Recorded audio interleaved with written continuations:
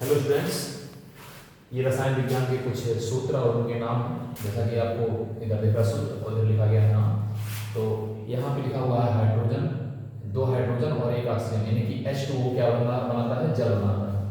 और ग्लूकोज का जो सूत्र है वो है C6H12O6, यानी कि कार्बन की संख्या 6 और हाइड्रोजन की संख्या 12 और ऑक्सीजन की संख्या 6। यहाँ पर जो यहाँ नंबर लिखा हुआ है यह परमाणुओं की संख्या को बताता है। जैसे कार्बन के परमाणु संख्या कितनी टोटल 6, हाइड्रोजन के परमाणु संख्या कितनी टोटल 12, ऑक्सीजन के परमाणु कितनी संख्या 6। इस प्रकार से जो यहाँ साथ में लिखा हुआ होता है वो परमाणुओं की संख्या को बताता है। इसी प्रकार से नमक की बात करें, सोडियम क्लोराइड की, तो NaCl यानी कि सोडियम का एक और क्लोरीन का एक है, यानी कि एक क्लोरीन है और एक क्या है, सोडियम है। ठीक है, तो ये बनता सोडियम क्लोराइड। उसके बाद है सिरका अम्ल, सिरका अम्ल का है C2H4O2 हो जाएगा। उसके बाद अमोनिया की बात करें, NH3 हो गया, यानी कि नाइट्रोजन का एक और हाइड्रोजन के 3 जो है क्या कहते हैं परमाणु।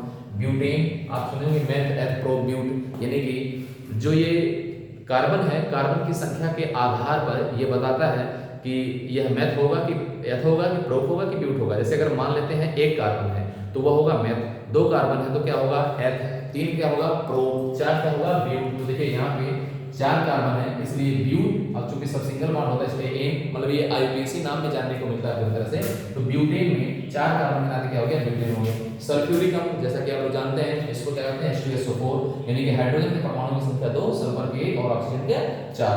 उसी प्रकार से देखिए मीथेन, मेथ मैंने कहा था कि अगर एक कार्बन परमाणु है तो वहां पर क्या होगा मेथ। तो देखिए यहाँ पे कार्बन के परमाणु संख्या 1 है, ये हो गया मेथ। उसके बाद हो जाएगा प्रोपेन, 3 कार्बन है तो प्रोपेन हो गया। उसको खाने का सोडा यानी AsCO3।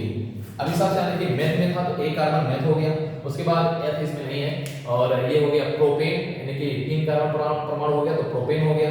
और उसके बाद जो है 4 है तो ब्यूटेन हो गया। इस प्रकार से कार्बन परमाणु की संख्या के आधार पर ये डिपेंड करता है कि मेथ होगा कि एथ होगा। अगर कार्बन परमाणु ऐसे नंबरिंग वाइज देखें तो 1 2 3 4 5 6 7 8 9 10 इस तरह से होगा। तो meth eth prop but pent hex hept non dec, ठीक है, इस प्रकार ऑक्ट नॉन डेक, इस प्रकार से कार्बन परमाणुओं की संख्या के आधार पर उनको हम चिन्हित करते हैं। तो जल का H2O, ग्लूकोज का C6H12O6, नमक का NaCl, सिरका अम्ल का C2H4O2 हो गया, अमोनिया का हो गया NH3, ब्यूटेन का हो जाएगा C4H10 हो जाएगा, सल्फ्यूरिक अम्ल का हो जाएगा H2SO4 और मेथेन का हो जाएगा CH4 और प्रोपेन का हो जाएगा C2H8। ठीक है, और उसके बाद खाने का जो सोडा हो जाएगा NaSCO3।